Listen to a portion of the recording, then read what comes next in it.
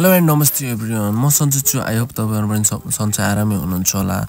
स्वागत छ फेरि पनि एउटा मेरो नयाँ भिडियोमा। आजको यस भिडियोमा चाहिँ हामी आफ्नै बारीमा फलेको मेवा खान लागिरहेका छौँ। So let's see. भिडियोलाई चाहिँ स्किप नगरी अन्तिमसम्म हेर्नु होला। यदि भिडियो मन परेमा लाइक शेयर र सब्स्क्राइब गर्न पनि नबिर्सिनु होला।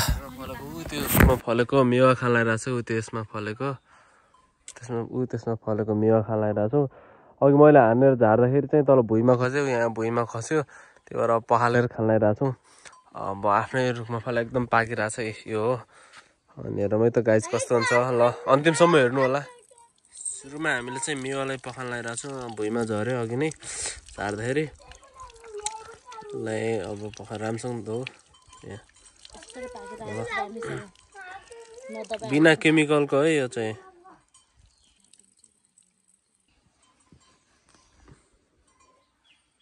वाउ, यो चाहिँ ठिक रहेछ बा। मिठो छ। पापामा बुझ्छु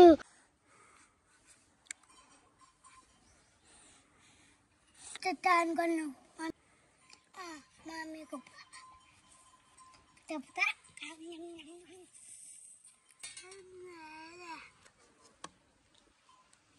जानु भाइ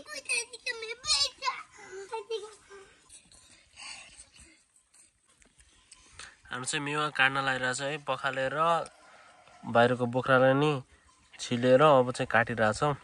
त्यसपछि अब खाने पालो। यो चाहिँ धेरै पाकिसकेको रहेछ। यो चाहिँ केमिकल केही नै हालेन, नेचुरल एकदम फ्रेस आफ्नै बारीको आफ्नै हातले झारेको मिठो छ है गाइज।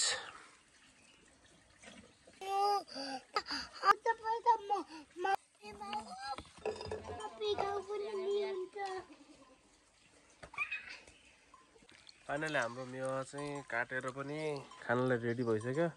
कस्तो छ चेक गरौँ है त। मिठो छ, मिठो छ, मिठो गाइस।